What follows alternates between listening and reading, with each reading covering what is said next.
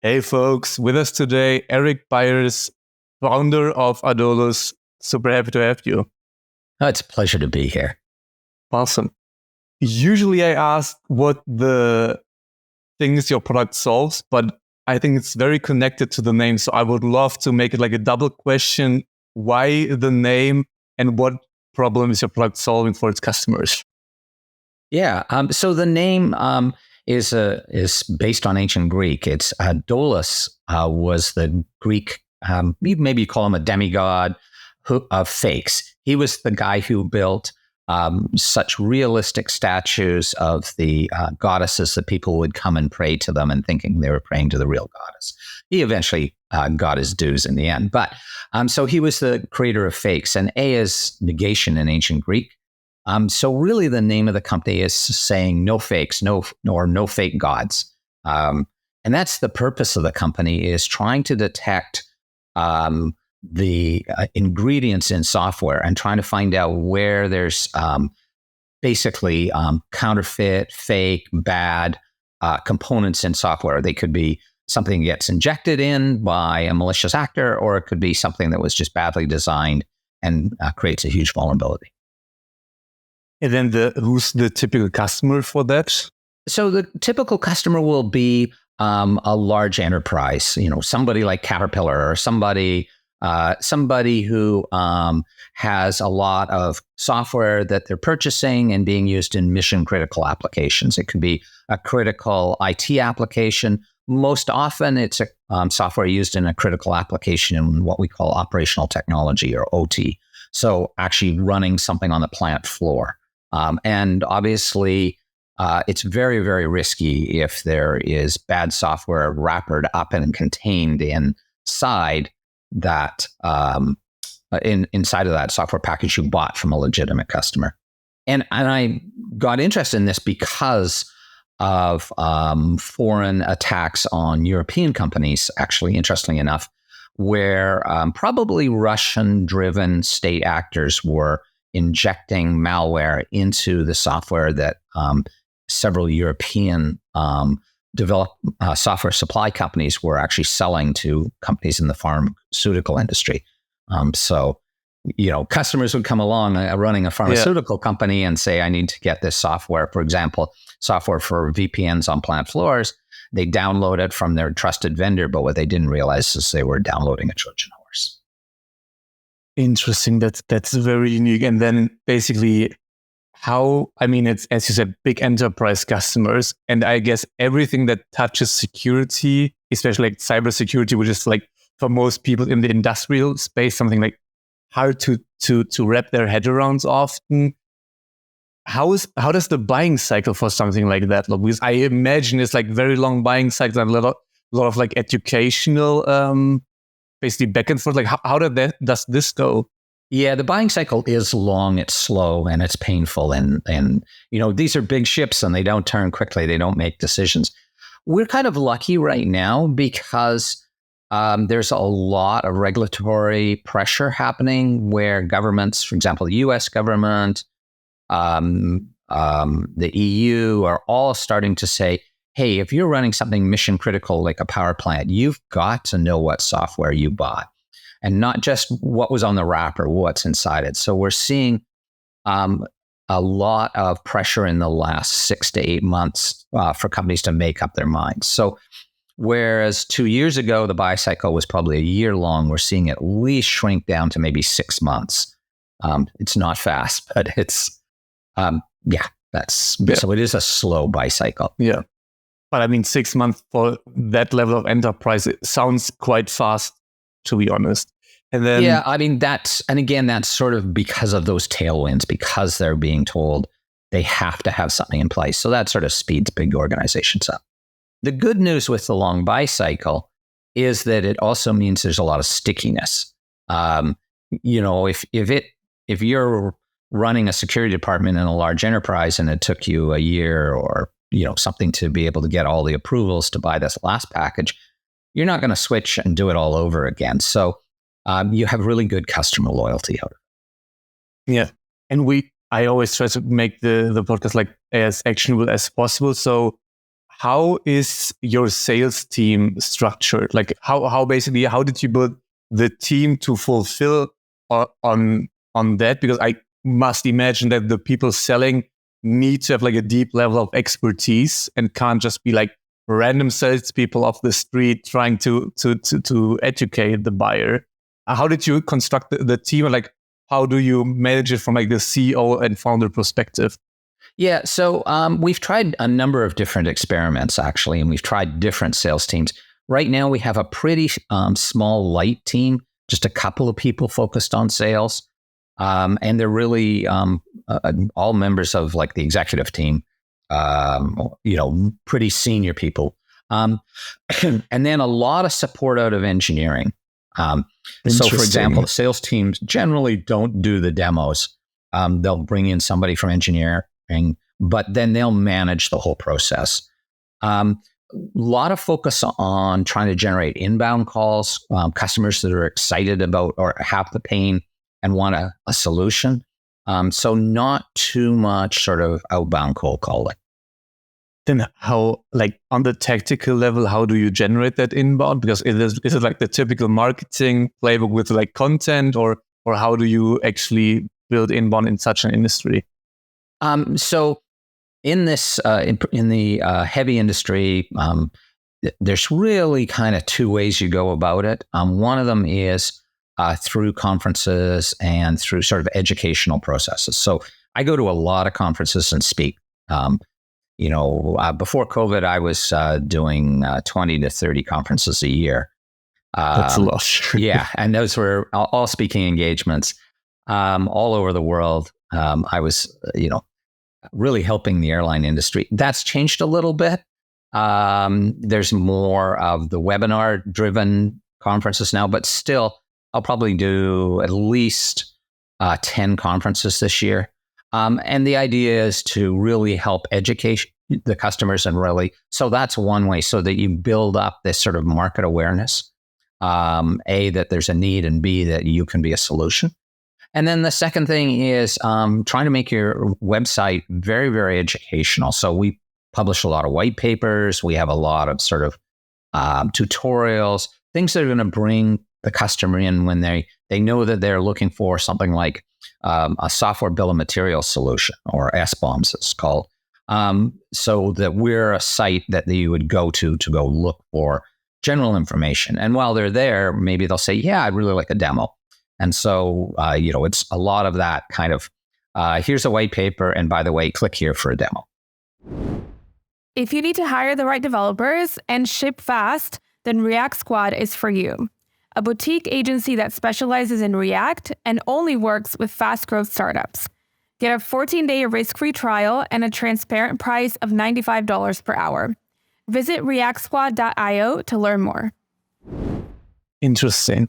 And then on the conferences, is there a very limited amount in those industries? So it's not hard for you to choose, okay, I go to those 10 because there's only like 12 a year?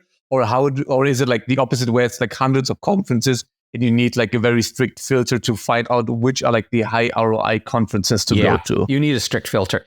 If you'd asked me 10 years ago, no, there was very, very few conferences that were focused. Today, industrial OT cybersecurity conferences are sprouted up like mushrooms in a rainstorm. They're everywhere. So now you have to focus and see, okay, which ones will actually have people who would be looking for this sort of technology. And there's a few obvious ones that are good ROI. They've been good ROI all the way along. And then there's a whole bunch that are, it's less clear. So it's always sort of filtering, and we're always watching, how many leads do we get from this event? How many leads did we get last year? Of course, COVID is throwing that whole calculation into a bit of a mess. Conferences that used to be absolutely phenomenal for getting leads have died out, and other conferences that never really seem to be that strong are really taking off. So it's sort of upset the apple cart a little bit. The other thing that's interesting is that we're still waiting for conferences specifically on the software supply chain problem. And so right now we go to cybersecurity conferences, not software supply chain conferences. And we try and focus on those cybersecurity conferences that have a software supply chain track in them or a focus. Interesting. And then is it very easy to measure, meaning, okay, I go to a conference on Tuesday, I have my talk at like 5 p.m. and then Wednesday, Thursday, Friday, the leads start to roll in. So is it very easy to connect the dots, or is it quite hard if I can imagine if you go to that many conferences, it's like every other week. So how hard is it for you to actually find out which conference was high ROI and which maybe you wouldn't go to again the next year? We're not dealing with big numbers here, so no, it's not that hard. You could just ask, in your first meeting, hey, how did you hear about us? And so we tend to track that in our CRM. Where did you first hear about us? And sometimes it's multiple conferences that matter. So you want to track, well, I first heard about you here, but when I saw you talk about X at this last conference, I decided I needed to talk to you. So you're looking at both sort of initial and then what's driving sales activities. Yeah. So I guess that's like the good part about being more enterprise driven and having like the direct contact, because where my mind came from is that like in the typical PLG bottom up sales world, it's like a big discussion. Like, how do you actually get to know like which top of funnel is working? Because you don't have the people on the phone or on a call and can just ask them basically. And then quickly, how big is your team? Like, what's like the size of the company right now, either in terms of revenue or like just employees or some other number that you're open to share? We're about 28 people on staff, I think. 28, 29, it sort of shifts and changes. Most are on the technical team. I think about 20 are on the technical team. So those are software developers, data scientists, QA specialists, people like that.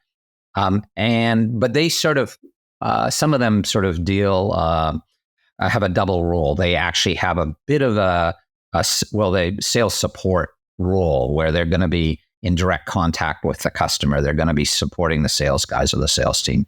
They're responsible for customer success. And we do that for two reasons. One, I don't want to disconnect between what engineering is doing and what the customers want. So we try and throw the engineers as much as possible in the middle of the sales process, or at least some of the engineers. Doesn't have to be them all. Some of the developers. And at the same time, we really want them to be like directly hearing the voice of the customer. I like this, I don't like that. And so that can influence where we go. We want to be, we're a small company among whales, so we want to be pretty mobile. And when one or two customers saying, I really don't like that screen, you want to be on top of that. That makes a ton of sense. And then you initially got the company off the ground. It was like also like, and you took funding. Are you still like on the venture high growth track, or how do you see using VC money to grow faster right now, especially in the economic environment we're in right now? Yeah, so we are actually in the middle of doing an A round raise right now. Terrible timing, but it's just the way the cookie crumbled, just the way the market evolved. In some respects, it's actually been a bit of a blessing. It's really made us focus and be very, very diligent about how we spend every dollar. A year ago, you could feel like you were swimming in money. And I watched companies burn cash like it was no tomorrow. We were lucky in that respect. We had pretty, very tight fiscal management. So right now we're in the middle of a round. We actually have a term sheet that showed up a little while ago, and so we're looking at a raise. But we're going to use that for really sort of moving the platform to the next generation. There is, we've learned a thing or two over the last 5 years, and what the market wants is morphing and changing. So, for example, we had no idea the size of software files back 5 years ago that we'd be looking at today. We figured that the platform would have to deal with files up to 5 gigabytes. I thought that's as big a software package. Now we've had people throw, files that are 100 gigabytes that expand out to a terabyte. And You got to be able to analyze that. So, you start to have some big data science problems to deal with. So we really want to spend part of our funding on really optimizing that and making the system work very efficiently at scale. It's really a growing scaling problem. And then the other thing is we want to continue to grow our sales process, have more people on the inside, sales taking those calls, more people doing the demos, things like that. I mean, I think it's very interesting how the company is structured, meaning that it's like a heavy on engineering, but also the engineers not being like in their little dungeon in the corner, just coding away, but very integrated into the sales. You're quite seasoned compared to like the typical 20-something-old founder you one sees on like Twitter or LinkedIn or in whatever magazine people read nowadays online. What's something that you learned in maybe even the last 5 to 10 years of working, where you thought, damn, if I only knew that like 20 years earlier? I mean, sure, technologies changes how people buy chains, but there are like some things around like management, there's just like habits of like being a high performer that like usually don't change. So what's something that comes to mind? Oh, there's a couple of things that I've learned. First of all, no matter how long you think it's going to take longer, and you're going to spend more money. And some of the things you just don't budget for are, they become critical. So right now we're in the middle of a ISO 27001 certification process. I thought we could stall that for a few years, but no, we needed to move forward. Those are, that's just wasn't something that was normally on my budget. And they're expensive. So, there's always these little surprises that come along that have some buffer in your budget for requirements that you didn't see coming when you were starting up. And it's interesting. I also act as a judge and mentor for startups. And that's one of the things I see in business plans. I see them sort of really only planning for the costs that you have when you have 5 people. Well, when you have 25 people, you need an HR manager. You need HR processes, for example. You need, your accounting and finance can't be done on a spreadsheet anymore. So you start to get costs that you don't see coming. So that's one of the first things, is really budgeting for your company to grow, not for what it's like today times 10, but what are your new costs going to be? And you're going to get some economy of scale, but you're also going to have some surprises. And then the second thing I think that I've learned over the last 40 years is how important it is to build the team and have people on the team that, feel like they've got a goal, that they're important, that they're cared about. That to me, the team I have here is amazing. And they're self-operating. I provide guidance. I don't have to manage them day to day. I say, here's the direction we're going. Here's what's, and then just let them go. And I think when I was younger in my first startup, I was doing far too much micromanagement. Now they may still say I micromanage too much, but I think I've learned to do less micromanaging and worrying less about the small stuff, and really trying to win the war, not the battle. So there's a lot of things that, things go wrong every day. People make mistakes. Letting those sort of roll off me and go, oh, okay, that was a learning experience, eh? Let's analyze why that are wrong and then just move on.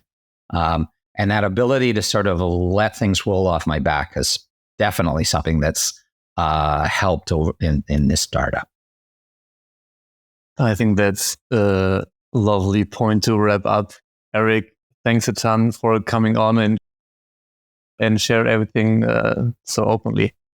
Well, thank you very much. It's a real pleasure, and good luck. And I wish good luck to all the people out there trying to run a SaaS company in this rather, shall we say, interesting time. If you like this episode, then you'll love the SaaS Operator, a weekly newsletter brought to you by EarlyNode, with actionable insights from SaaS experts in the industry, delivered right to your inbox every Tuesday for free. Visit earlynote.com to subscribe.